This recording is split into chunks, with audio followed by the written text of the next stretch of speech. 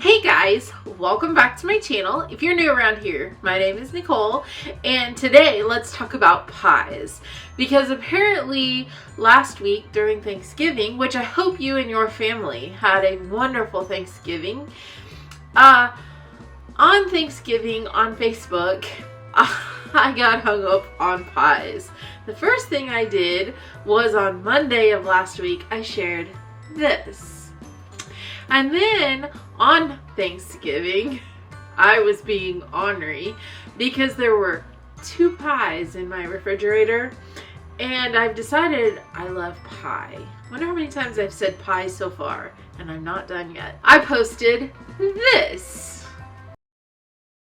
And then it gets better because after that, and all the people who had my back about eating pie, I posted this. So today we're going to talk about pies. We have 2 pies. Both of them we had on Thanksgiving. Both of them were amazing. One of which I have had many times, which is a coconut cream pie, minus the meringue. I do not like meringue. The other one was a chocolate ribbon pie. My aunt has a friend who had a cookbook a few years ago at Thanksgiving, and I went through all of her recipes, and it's just a picture I took of one of her recipes, and it was amazing. So today let's make pies because hello, it is baking season, and I'm here to tell you that we can eat pies any time of the year. Now, the coconut cream requires a little stovetop work and either a pre-baked pie shell or you have to bake it. So in the summer months, you might have to heat up your stove or your oven just to bake the pie shell, but otherwise it's a no bake especially if you buy a pre-made shell. The other one is totally no bake, so you can have it all year long. You're going to thank me for both of these pies because they are amazing. Okay, recipes will be linked down below, and let's get started.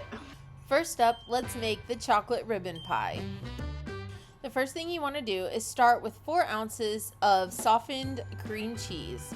To that, we're going to add 2 tablespoons of sugar, 1 tablespoon of milk, and beat that together until it is smooth.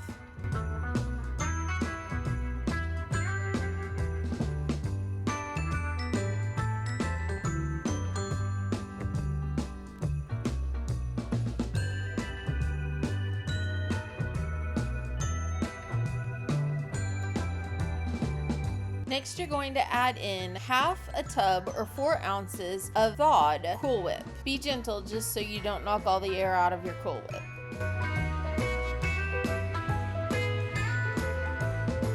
Spread that mixture into 1 prepared chocolate flavored crust. Be sure to save the lid for later when we're covering up the pie to put in the fridge.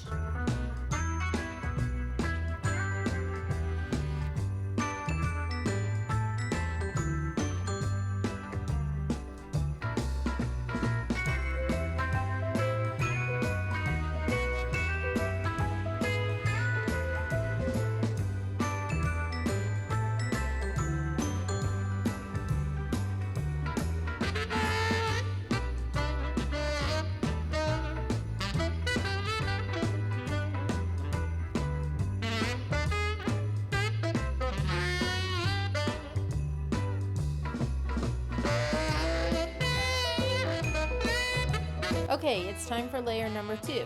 Now you want 2 packages of chocolate flavored instant pudding. They are 4 serving size, so it's like 3.9 ounces, I believe. Anyway, you are going to pour 2 cups of cold milk into a large bowl with your pudding. Now, normally it would be 2 cups per pudding batch, but we want a very, very thick pudding so it will stand up on its own. So we're only going to use 2 cups of milk for the 2 packages of the chocolate instant pudding. Mix that together with a whisk, and once you have that put together, go ahead and pour that over your cream cheese layer and spread it out until it is smooth. Then you are going to put your lid on, put it in the refrigerator, and let it set for 4 hours.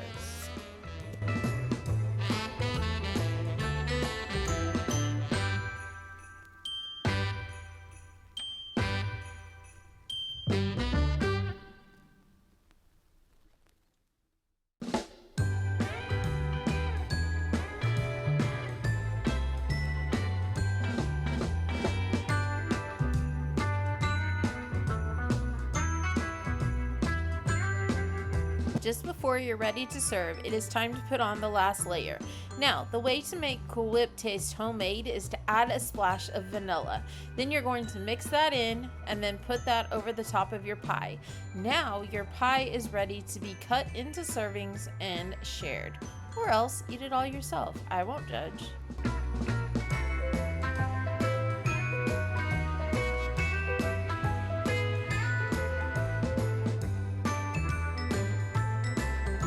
Don't get me wrong, this pie is amazing, but now it's time to focus on my favorite, the coconut cream pie. The first thing you want to do is make your custard. So, in a pan on the stove, you're going to start with 3/4 of a cup of granulated sugar. To that, we're going to add 2.5 tablespoons of all-purpose flour. Then, in a measuring cup, you're going to add 1.5 cups of milk. To that, add 3 egg yolks, whisk it together, and then pour that into your sugar-flour mixture. Now it is time to turn your stove on to a medium heat and continuously whisk so that your custard will thicken, but you do not wind up with scrambled egg yolks. You want to bring this mixture to a boil and let it boil for about 3 minutes. That will help thicken it, and then you need to remove it from the heat.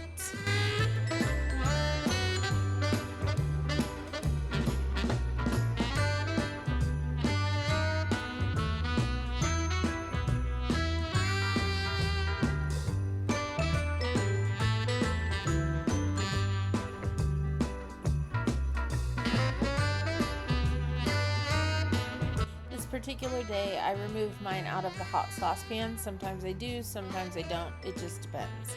Anyway, go ahead and stir in your butter, a cup of coconut, and 1/2 teaspoon of vanilla. Again, I never measure my vanilla. I just use my heart and go with it. Once you have that all stirred in, then you are going to cover with a piece of plastic, and you want to put it right down on the custard so that you don't get that kind of weird film. And you're going to let this set and chill just on the counter for 30 minutes or until it is set.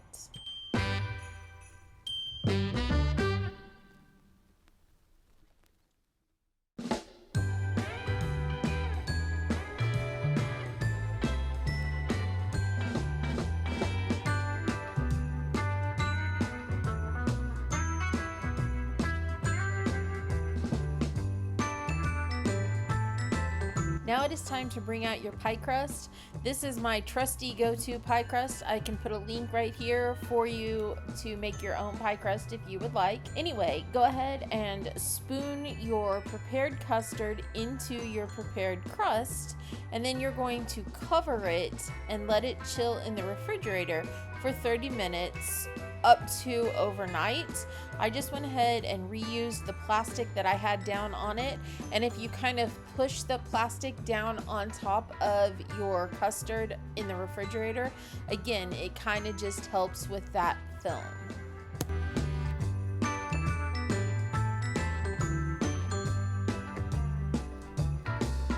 Now, thanks to Michael Simon and his wife, I have my new favorite way of making whipped cream. So I'm going to use a mason jar. I'm going to pour 1 cup of cold whipping cream. To that, I add a 1/4 cup of powdered sugar and a splash of vanilla. I'm going to put the lid on and then set a timer and shake. Now, 10 minutes is really where it should be. I went about 8 because I wanted a not quite stiff whipped cream.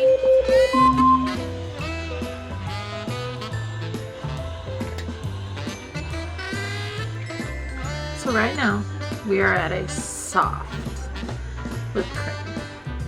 I'm going to set the timer for another 5 minutes because this was a full cup. A 1/2 cup, you would be done.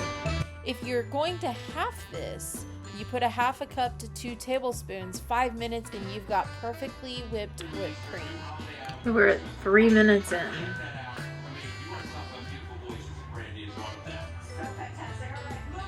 There you go. Like it doesn't even, I mean, it moves a little bit. I might give it just a smidge more, but it keeps you from over mixing your whipped cream. It keeps it from going to butter, and it makes so much less mess. Usually if I put it in a bowl and use my mixer, even if I'm using my handheld mixer versus my stand mixer, I have whipped cream everywhere. On me, on the counter, on the walls. This just contains it and makes a lovely textured whipped cream.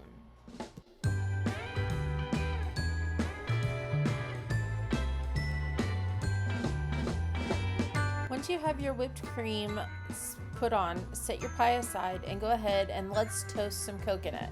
Now my husband and I were having different opinions on how much coconut because he likes a little bit less, I like a little bit more on the top.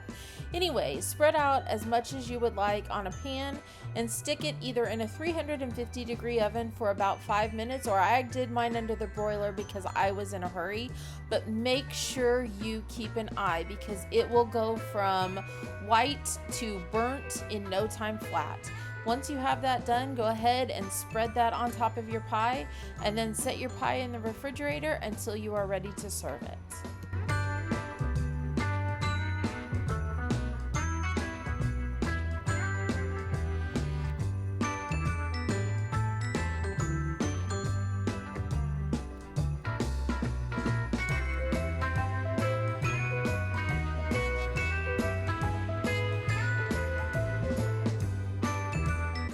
Here is the coconut cream and here is the chocolate ribbon. Both were amazing. You can't go wrong with either one. If you make one, let me know.